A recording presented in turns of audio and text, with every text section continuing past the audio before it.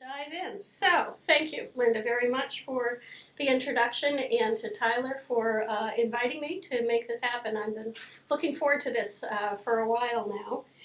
So, the themes of this course that some of you are in and some of you are here just as a matter of interest, I'm going to look at through the lens of the implications of land use decisions on where we choose to live and how we can make a living. Is that relevant to you all? I hope. Are you all looking at eventually how you're going to figure out how to make a living, as we all do? So sustainability at the community level has the greatest potential for lasting impact when compared with trying to work at the federal or the state level. There's a new phrase called the new localism, where we acknowledge that the impact we'll have won't come from the federal government or the state government, but at the municipal level. And GrowSmart has embraced that for quite a few years already. In order for that to work, there are two key things we need to do. Cross-sector pollination. As a farmer, I tend to put farming analogies into my conversations. And it means that when you get the farmer talking with the downtown business owner talking with the selectmen, you're going to get some interesting conversations because they come from very different perspectives. And connecting people within the community, but also beyond the community. And I'm going to begin by exploring why these things matter. So let me ask you, why do you choose Maine? And I'm really asking you. Go ahead. Why I chose to live in Maine. I came up here, I tried to get a PhD. I did not get a PhD, but the most wonderful man in the world proposed to me, and so I've been in Maine, and we've been married 28 years. That's why I came to Maine. We do recruit actively by marrying people from away and bringing them in. That's a very good way that it happens. How about somebody else? Why did you choose Maine? So you were recruited by a native Mainer to come live. Very good, very good. Others? I was born here. Born here. And that matters. Why didn't you run away? I did, but it took 18 years to come back. Okay, we're going to talk about that, so hold on to that. There is nothing wrong with being from Maine, going away, exploring the world, finding out what's there, appreciating what you had back home, and eventually coming back. Anybody else want to share why they chose Maine? All right, we'll talk more later on that. And what we find is what you heard. It's either family, whether because you are from here or you meet somebody amazing from Maine and you come be a part of it here. Oftentimes it's the outdoors, the fact that you can go hiking, sea kayaking, photography, hunting and fishing, and then culture. Now, we can talk about Maine's culture as being maybe different from other places, but we have amazing downtowns. We've got brew pubs, we've got symphonies, we've got theater, we've got art museums. It's an extraordinary place, and the fact that we can have within minutes of your home outdoors for hiking or going to a museum, we get to take completely for advantage, for granted that it's out there. Now, I came to Maine after growing up in the suburbs of Hartford. And when you're growing up, you either want exactly what you grew up with or the opposite of what you grow up with. So growing up in Hartford, Connecticut, I chose forestry and went to school at University of New Hampshire. Ironically, I did not come to Orono for my education because it was too far north. But there was a job opening in Lincoln, Maine, and I said, that's too far north, I don't want to live there. And my professor said, just go for the experience and the interview. And I fell in love with the whole thing. So that's what brought me here. And as you heard from Linda, from my resume, I came here as a forester. I was a farmer for close to 20 years, in the legislature for 8 years, which of course means I'm a natural fit for running a nonprofit. It's a bizarre career path. You probably won't hear it recommended by your advisor, but when you're open to new experiences, cool things happen. You'll also notice I'm not a planner, and I'm running an organization that's based on land use patterns, and that was deliberate when the board chose me, now 8 years ago, to be able to look at smart growth not from the perspective of what a planner sees, but from what the rest of us see. Planners are an integral part of this, but to be able to talk about this from the perspective of a farmer or a forester, and of course as a mom. I'm able to see the landscape perhaps more broadly than others and to make those connections. The connections that you have in Maine, I think like in any place, are one of the most valuable things that you can create because of the knowledge that you gain and the different perspectives that are out there.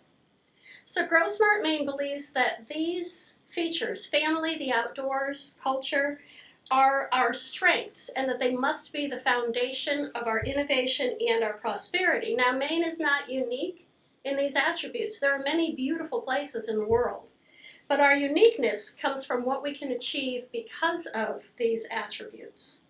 So GrowSmart Maine works with people from across the state to create sustainable communities. And we do so by recognizing the value both of individual focus and of collaborative efforts. So here's our office in Gardner. We were in Portland for 5 or 6 years and had the opportunity to move the office wherever we wanted it to be, so I moved it closer to where I live in Monmouth. And Gardner, has anybody been to Gardner? Anybody from Gardner? All right. So you know that Gardner has this great water street, these beautiful brick buildings. We are literally on the corner of the downtown and open space because the Riverfront Park is right there. So I bring my dog to work and she and I can walk down by the river in the afternoons. It's an extraordinary place. We also now have our own brewery and have a rum distillery. I think just an amazing part of the culture of Maine along with the food scene. So the goals for GrowSmart Maine, as well as my own, are community revitalization, conservation of farmland, forestry, and shoreland, addressing the implications of climate change, and supporting lasting economic development that will benefit not just us, but future generations.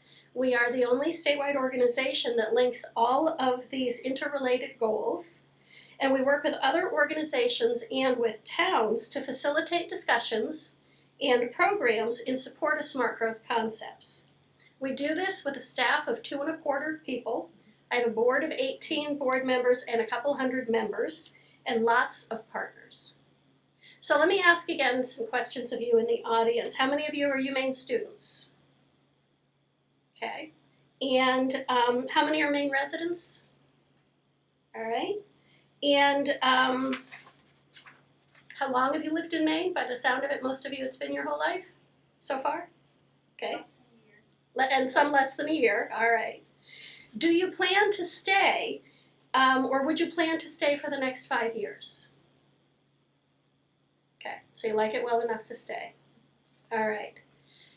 I want to note that the questions that I asked you, are you a student or not? Are you from away or from here? These are some of the terrific ways we find to divide ourselves into little subgroups so that you're either with me or you're not. It's human nature, and it seems that we really do highlight our differences whenever possible, when in fact we really should be focusing on what we have in common, and that's what GrowSmart Maine brings to our community work. So let me dive a little deeper into the basics of the definition of smart growth. I'm not going to read it to you. You're in college. I'm going to assume you can do this on your own, so I'll give you a minute or two to look over the slides.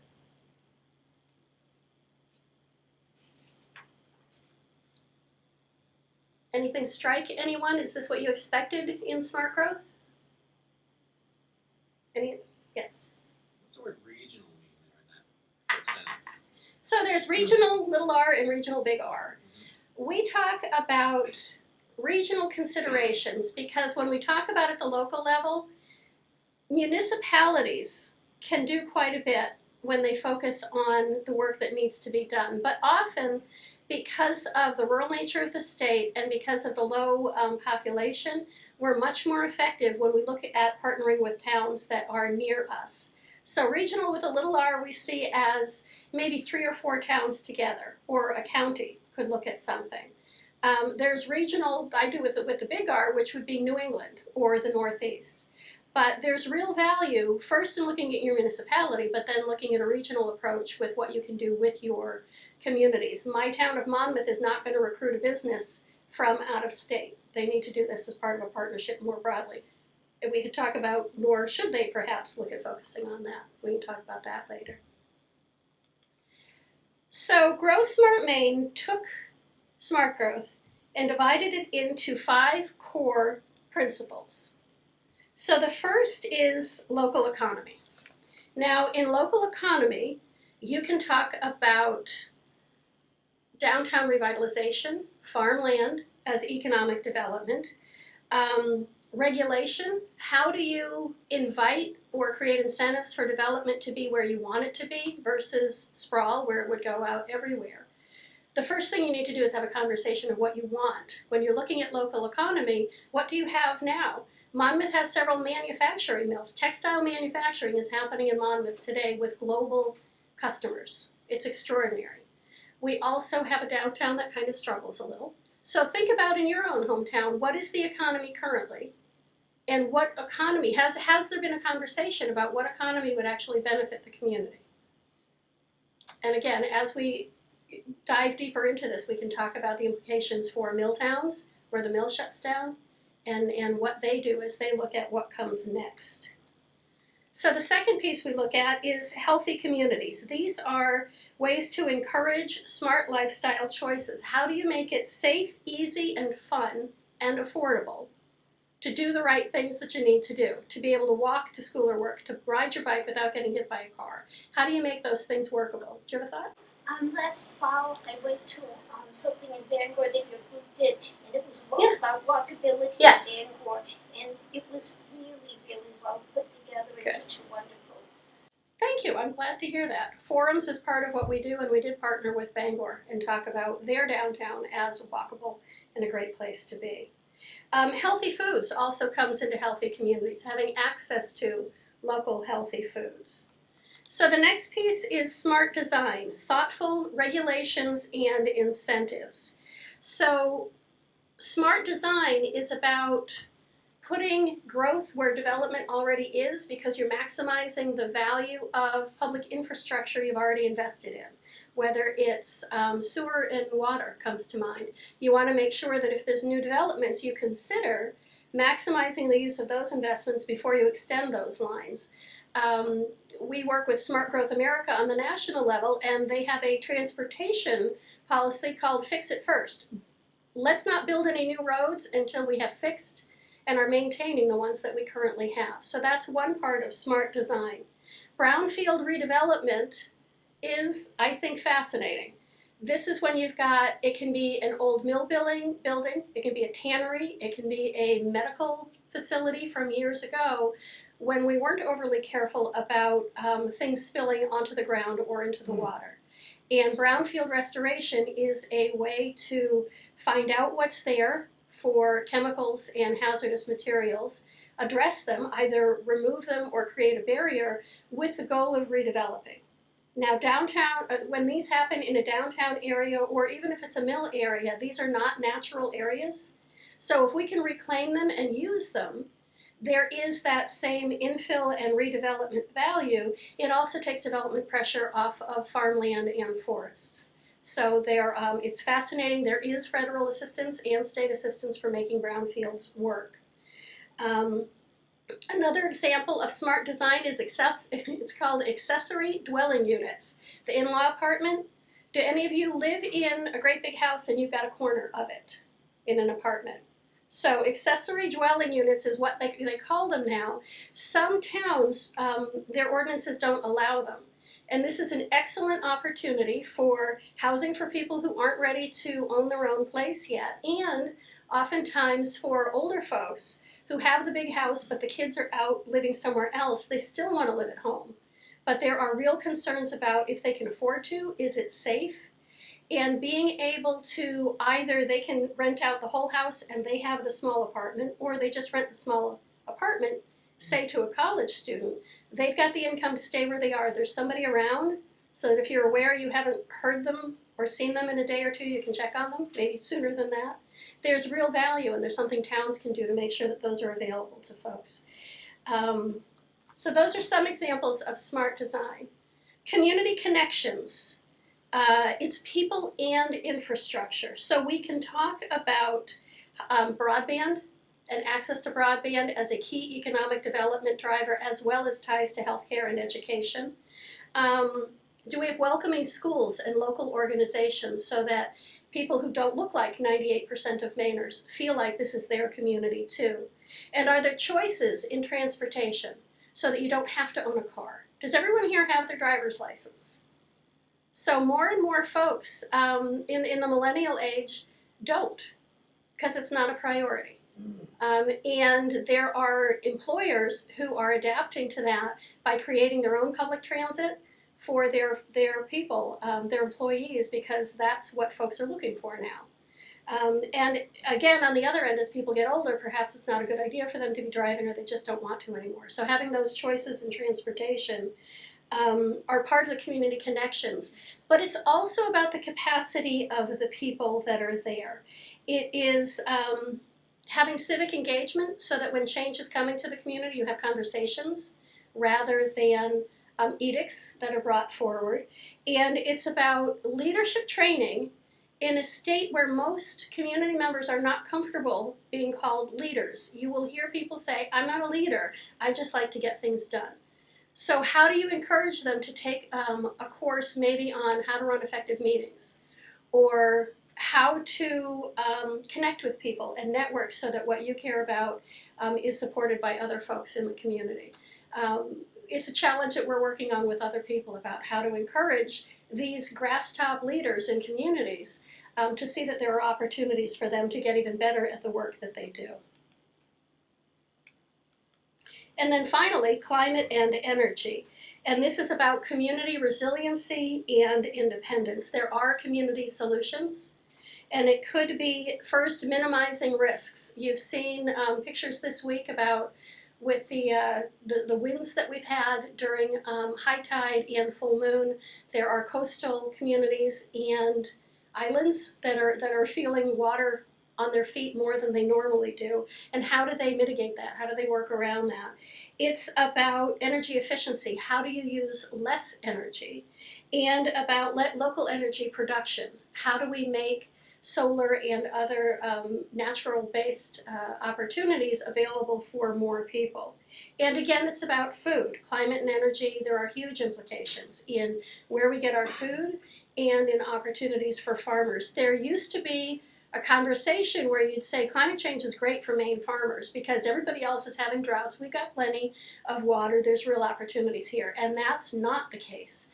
You are seeing farmers who are impacted by the same extreme weather events that the rest of us are, where they have flooding, where they have cold, where they start crops and there's freezing. So climate has impact on farmers. There are also opportunities for us to buy local, again, to mitigate our impact. Are there questions on these concepts that we have? There may be an opportunity to dive into this more as we go forward with the talk. So here they are all together. And I want to make the point that for a community to be sustainable, they can't just pick one and say, we're going to do community connections. That you have to look at how they fit together. Now, each one of us is probably drawn to one of these components more than the others, and that's terrific. But it's essential that we tie our work together with the work of others.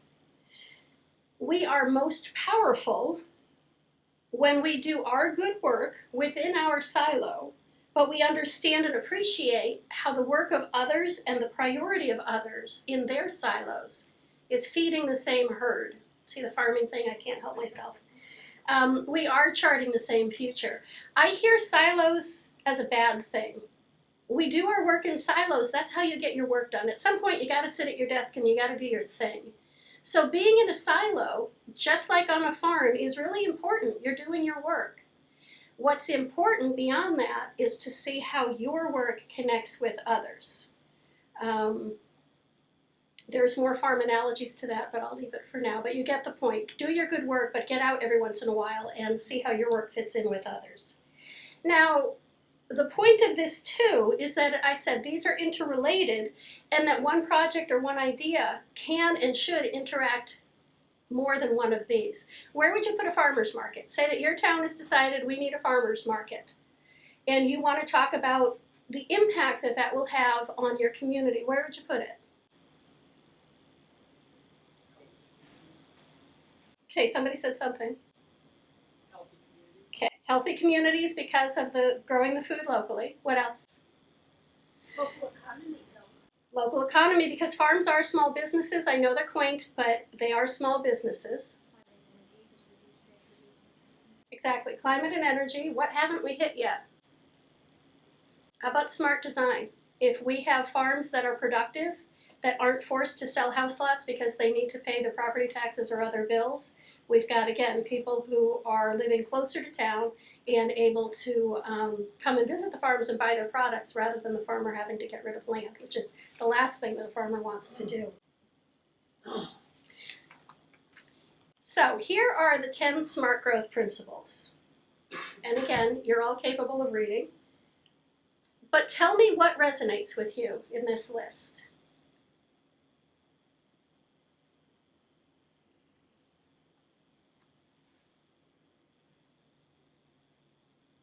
Anybody want to share? Are there any surprises, things you didn't think would be there? So we talk about housing, transportation, development decisions, stakeholder groups and collaboration, preserving open space, transportation choices. They're all there.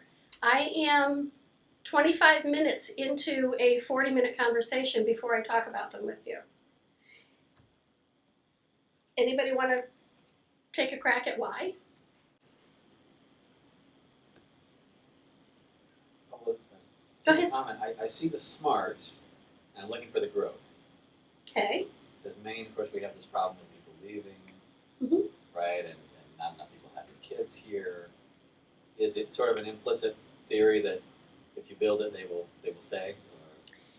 The implicit understanding is if you manage change in your community, and some communities are seeing change without growth, you will keep the things that will bring them back or entice them to come while building an economy so that we all have jobs. Most of us need a job in order to be here. So the smart part is, how do we not decimate beautiful brick buildings in a downtown, or our coast that actually has lobster boats that are actually working? You know, these are critical to our economy. They're part of our heritage, but they're also and have to be part of our future. And in order to do that, and in order to then, if you look at the natural resource sector as an example, so you've got farming, fisheries, and forestry, absolutely part of where Maine came from. I believe it needs to be part of our future. The tourism industry, which is incredibly important to Maine, would not exist without those. So people don't come to Maine to see the subdivisions. They come to see the lobster boat, the moose, farmers out in their field. I can tell you from my time farming how many times people would stop and take pictures, whether it's the cows in the field. Llamas are particularly good for drawing in people who want to take pictures. So that's the smart part, is there are whole conversations about whether we want growth. Well, if you think of the community as an organism, if you're not growing, then you are declining. And as much as there is a human instinct to say, stop, this is what I love, I don't want anything else, in its more sinister places, it's I got mine, which is kind of, it's NIMBYism, but it really is an aggressive, I have what I love, I don't want any more people here. So if we fall into that, and if we don't allow growth, then we will decline. That you can't, there's nothing stagnant about a community any more than there is about any other organism. Other thoughts? Yes. I really like the way that you're talking about building on what's there rather than just starting something else, building on the strengths, collaborating with the community, finding out from the people who live there and sleep there and everything what's important. I think that's such a good approach as opposed to like going in there, you're the savior and you're going to fix everything. So thank you for noticing that that's how we work. The last thing I can do is say, I'm from away, you people don't know what you're doing, thank God I've come in and I will tell you what to do. Anybody like that? Do you like it when your parents do it? Do you like it when your friends do it? Nobody likes it when a nonprofit does it. We come in where we're invited. You know, I've also had somebody say once, well, you can't save all the communities. It's like, well, number one, I'm not saving them. And number two, there are communities ready for the conversation, and I go where I'm invited in.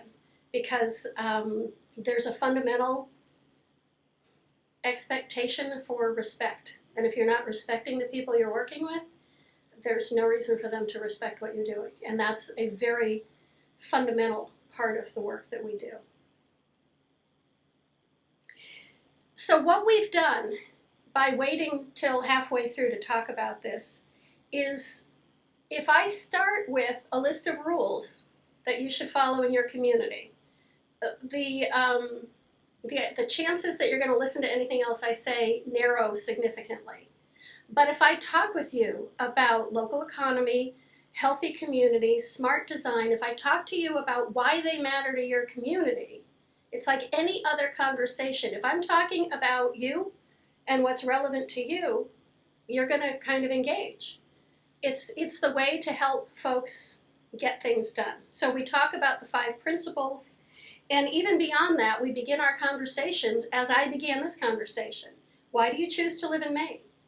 And when you have people think about why they choose to live in their community, even if you were born here, you chose to stay here. If you were born here, went away, saw the world, and chose to come back. If you chose to come here because you summered or you went to camp here, there are active choices, and sometimes we forget that every day we're choosing to be in Maine. That starts really cool conversations, and from there you can talk about communities, and you can talk about sustainability, and you can talk about how we keep what we all love, but in a way that will grow the economy so that I can earn a living, you can earn a living, your kids can earn a living, and the people who don't look like us but who want to come to Maine can earn a living too. We are not going to grow Maine simply by having more Mainers. We need to be welcoming of everybody to come in. And that may be hard, but when it's hard for some folks, we can say, if you want your kids to be here, your kids embrace diversity. Your kids want people and things that are different and experiences, and that's where the value comes. Any other thoughts? I'll close out on this thought by just simply talking about the language we use as well. I don't talk about values statements with community members because that's just weird. I talk about what do you love about your community. I don't talk so much about smart growth principles, but I can talk about the connections between farmland and a profitable farm and the downtown. I could talk about that for an hour with people. I do all of that talking about why it matters to the community. We can get into the fundamentals of making it happen, and that's where the power of the planners are. And I don't mean to imply that planners don't talk the big sky stuff too. But we need to start there, and GrowSmart starts there, and then you bring in the really, it's not technical, but the systems and the strategies that can make it happen. So how do we do it with 2 1/4 people? We have a 3-prong approach. I'm going to say the fork is also a farm analogy. Community engagement, events, and advocacy. We have, one of my favorite things to hear is GrowSmart Maine is everywhere. I see you everywhere. I love that because we are statewide. We have a community engagement program called Making Headway in Your Community, and we're starting our 14th community down in Sanford. We were in the Katahdin region, we've been down east, we've been in western Maine.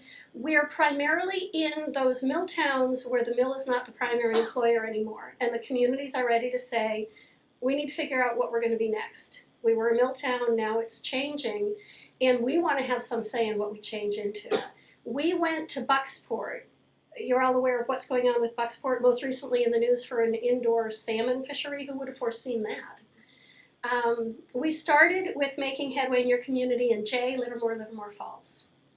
And there was a state representative from Bucksport who came to that, and he said, would you please come to Bucksport? We need to hear this.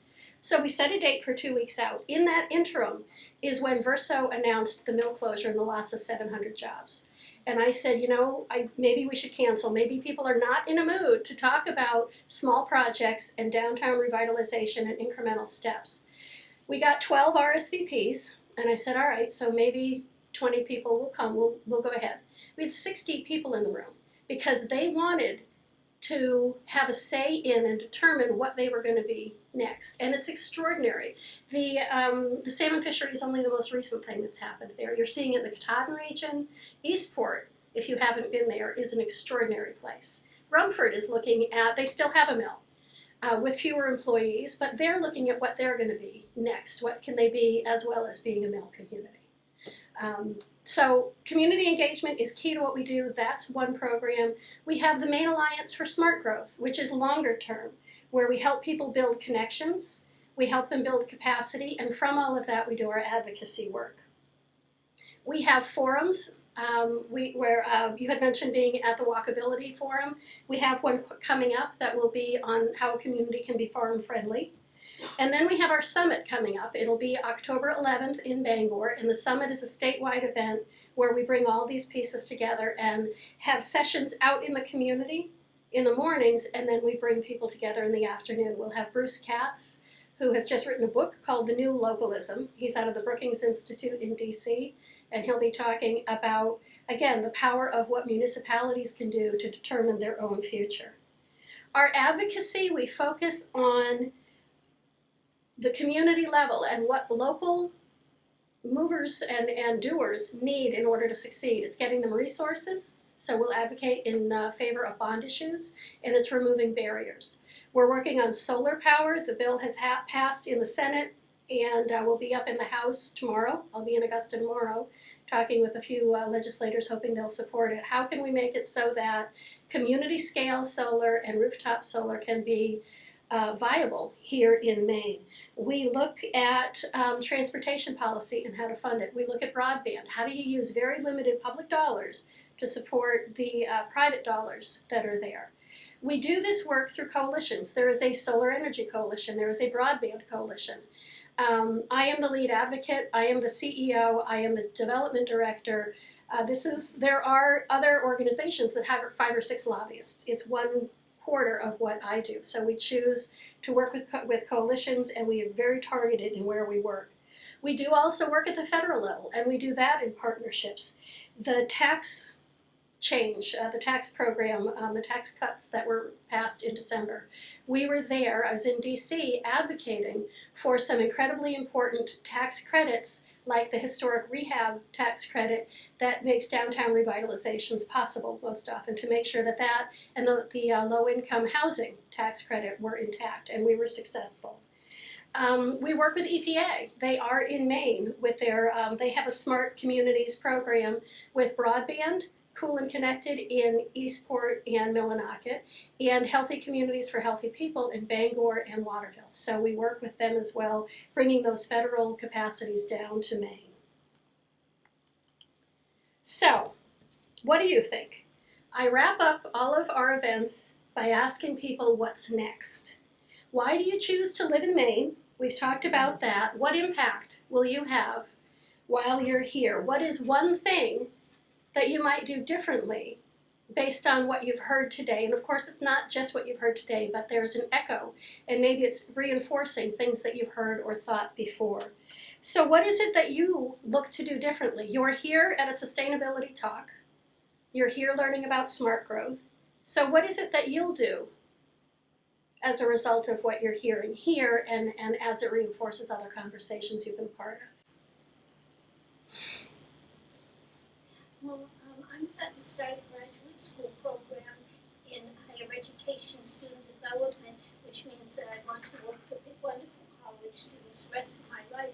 But maybe one of the things I could be doing would be hooking them up more with the community they're in, the local areas, and helping them feel like more of a stake in these communities more than investment. Does that resonate with all of you? Have you thought about bringing what you do home to your hometown? Other thoughts? What do you do? What will you do?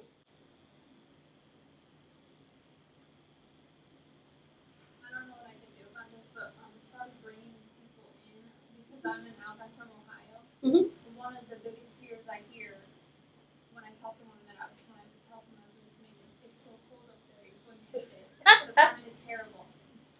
So I think a lot of people are afraid of that. I don't know how to change that, but since moving here, my husband and I have talked about how it's actually, we have done more this winter because of the climate. Yeah. There's so much snow, you're able to get out and snowshoe and ski. We went ice climbing. There's all these things I'm not sure that people know about. And so it's actually been better for us. That's a great point. There are foundations that have pivoted their focus to encourage Mainers to get outdoors. I will tell you that one of the folks from Smart Growth America was in a Maine community and was at a pub, got into a conversation and said, "So what do you do in the winter?" And the response was, "We drink." Now there's more to do. I talked about the thrill of pubs. I love that. I love that our breweries are going crazy, but there are incredible opportunities, and sometimes we forget that. So it's great to be able to reinforce that. And what do you do about that? Post it on your social media that you're not stuck at home playing checkers, that you are actually outside, and that it's extraordinary and beautiful, and celebrate the fact that we're going to get another foot of snow in 2 days. So what else?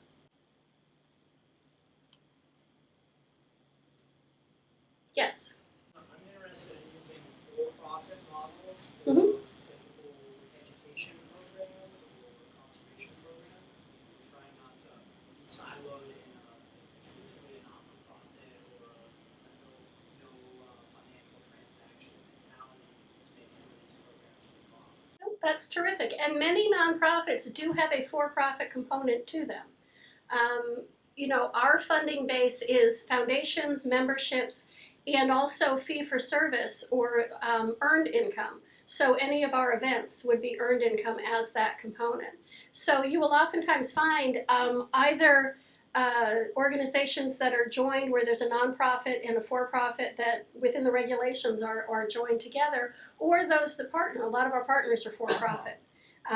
It's been interesting too. My background has been in for-profit until coming to GrowSmart Maine, and I'll tell you, running a nonprofit is the same as running a small business. I need to be relevant, I need revenue, I need to be very careful with my expenses, and I need to always be watching my cost of production, just like when I was farming, and also what else is going on in the landscape. How do I make sure that what I'm doing fits in and it continues to be relevant? So there's a lot of connections between nonprofit and for-profit. Yes. I think one of the great things about what you're doing is focusing on resources that are already embedded in the community. Yeah. A few years ago, the Maine Municipal Association had their annual conference, and they hosted the author of the book For the Love of City, and I can't remember his name, I'm sorry, but it's a great book. So the book For the Love of City. For the Love of City, and the point is that oftentimes when we think about development, we assume that it has to be external investment. And his primary thesis, and I think a big part of what you're saying as well, is that if we can give local people the resources to develop their ideas, that we oftentimes end up with a development form that's much more sustainable and Right. much more community-based. So I think that's the sense that I get from what you're doing. Yes. I think it's a great idea that we could all think about what ideas we have or what ideas community members have that could be given the resources to work. Thank you for that comment. I think you're right that it is about the sustainability of an individual development is based on how much it meets community needs as well as the profitability of the developer. We did some work in Portland a few years ago. They had referendum coming up, their viewshed referendum that would have shut down development in the state. And we came out in opposition to the referendum, and then we held a workshop with 100 people talking about why are we at this place where people are responding to growth, which should be a good thing, out of an angst about being able to protect what they've got already. It's a human need, but what's going on here? And then a series of smaller workshops over the course of close to a year, and we came out of it with, it's called Bridging the Divide. You can find it on our website. There's a tool for neighborhood associations. How do you engage effectively in a development that's coming to your town? Start early is number one. There's a tool for developers. How do you do effective public outreach? Start early. How do you reach the neighbors? Do you try to reach out to renters, even though that's harder than property owners who have got an address that you can find in the city? And then finally, an explanation of how development happens in the city. Sometimes it's just that folks don't understand what's going on and where things are coming from. So the more that level of engagement can happen, the better the outcomes are going to be for everybody. And again, it comes back to making sure that people feel respected, and you can move from there. Who knows where this picture is? I have one concern. I know you go in and you talk to people, but like when you have events, you tend to talk to people like me who make an effort to get there and talk too much. But there's a lot of people like my husband's the opposite. He's grown up in Maine all his life. He has wonderful ideas for the outdoors. He goes hunting, he goes fishing, and it would take a moose tranquilizer to bring him to the event. So how do you find the quiet people? I'm sure there's lots and lots of them. How do you find the quiet people like my husband and make sure they're included in the conversation? It's a great question. And it goes, I think, to the different work that we do. When we have a forum or a summit, some people thrive on those. You get to meet people, you're networking, you're energized. Other people, you could not pay them enough to spend a day with either 40 people or 200 people. They're not going to come to the events, and that's okay. We have resources on the website. We can have conversations. I have these kinds of conversations in coffee shops all over the place. But our community engagement, that is specifically one of the goals. How do you get the quiet people to show up? Or where do you need to go to talk to them? One of the ideas that another nonprofit uses is go to the daycare center at pickup time with a 2-minute survey. These parents are working multiple jobs. They've got kids, they've got homework, they've got bake sales. They're not going to be able to come to an event as much as they may be interested in what you have to do. Go where they are, go to their meetings. And so we work very hard to do that. We also build a network when we come into a community to make sure that we're hitting. Do we have somebody from the schools? Do we have somebody from the faith communities? Do we have someone from the business community? To make sure that even the quiet voices are heard. Even the people who don't believe they can have success think that maybe they could be a part of this. And that's part of when I talked about making headway in your community. Short program, one of the steps in it is a tangible project. What can you do for $2,000 in 3 months and have something to show for it at the end? In planning, it's sometimes called start with pansies. Just do something. Get flower pots out on the street and you will be amazed at people noticing the downtown for the first time. So it's the small successes that will build even the people who are resistant to large events that will get them engaged. And there are people who don't want to go to meetings. If you have stuff you got for them to do, they'll do stuff, but they're not going to go to meetings. And God bless them, we need that. So it's the balancing act, and it's making sure that you've reached out and that you are where they are. So I just want to hit on this. Yes? Everybody here doing lots of interesting things. You're doing interesting things. If they wanted to work with you through their classes or some other way, what's the next step? I'm here until 5. I'm here till 6 when my daughter gets out of her class. Love to have a conversation now. I'm easy to find. One of the next slides, if not the next one, has the website. Come and talk with me more. We love to have interns. I've had mixed results with interns. I'm sure you've had mixed results with teachers and other experiences. But we're happy to work with all of you. If you want to know how to make this work in your community, if you want to try a new community and try something new, I'm happy to try to work with you. If you want to write a blog, we would love to. We are active on Facebook, Twitter, Instagram, and we would love to be able to have your blog and host it on our social media. If you want to volunteer at events, if you're going to be here next year and want to help us with the summit, we'd love to have you be a part of it. So I brought this slide simply to show, this is between Brunswick and Topsom. You're looking into Topsom. When we talk about the things we can do as individuals, which we've had a great discussion about, the other thing to look at is the collective choices that we make. So the building on the right is an old mill. It's now Sea Dog Brewery and office space. Upstream is a fish passage. There's a dam, so we've got renewable energy production and the fish passage to get past the dam is what I mean for that to work. We've got a bridge. Now the bridge is old, and who would have thought, I didn't see it coming, that replacing the bridge would be controversial, but it is. Do you repair a historic bridge because it is part of our heritage? Or do you rip it out and put in one that's wider and better that you can actually have pedestrian walkways on so that people can enjoy the bridge and get between the two cities? And there are folks in both camps who know that they're right. And GrowSmart's ability, we haven't actively engaged here, but what we do in other communities is say, let's have a conversation. And how do we balance competing needs and competing passions? So the point, sort of to wrap up with, is you can make a difference on a local level with personal actions. We can do it within our community, within our region. We can do it globally. There's a workshop somewhere in Maine that was going to focus on what do we do? Which of these is right? What should we be promoting? And I would say we need to do all of them. What excites you? Is it that personal recycling, bicycling, or is it weighing in on what should happen with a bridge in your community? There is no wrong answer to any of that. So this is how you can get a hold of me. There's contact information. You can become a member of GrowSmart Maine. We have student memberships that start at $15. We have people that write significantly larger checks. We love all of you. I've got handouts in the back that you can take as well. You can join Maine Alliance for Smart Growth at no cost, and we can be in touch that way, and the summit, of course. I want to comment, too, on what I put down here at the bottom. So I've got passion, determination, and connections. These are what drive me. This is why I'm good at my job. Oh my God, I said something nice about myself. I'm so embarrassed. Because we're not comfortable calling ourselves leaders or saying that we have successes. But yes, these are the things that drive me. Over there, I've got work, patience, work.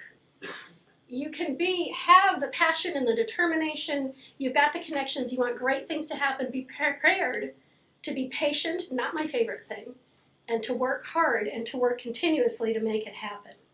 So GrowSmart does the things that we do because we are passionate about all of this. And we're determined to bring together people who are devoted to the various components. Do your work in your silo, but be open to the values brought to your passion by the work of others who are passionate about something else. If you're going to go before a municipal meeting and you want a farmer's market, you can show up, let's say that you're the farmer, with 4 other farmers and say we want a farmer's market, and you'll get somewhere. If you show up with your farmers, the downtown businesses that want them there because it brings people to the downtown, the moms who want to be able to get food for their kids and themselves that are there, people who want the open space because it's part of the quality of life of the community, and you've got 15 people and only 3 of them look like you're going to be able to move your idea forward because of that broad base of support, and that's what GrowSmart works with. We all own the future of Maine, whether you grew up here or you're here for 40 years, you summered here and then retired here, or you're working and raising a family. Whatever that piece is, we all want to keep Maine, Maine, but we want to do it in a way so that there is an economy, and there is a way to do it if we're thoughtful and if we incorporate smart growth. So we've got a few minutes left for more conversation, but I thank you all for the opportunity to speak and for being part of this discussion as well. And don't forget the handouts, including a wicked cool sticker. I'd love to see it on your laptop or your water bottle. I support keeping Maine, Maine, which is just keeping the things that we love about this state as we try to grow the community. Thanks so much. Can we hear you?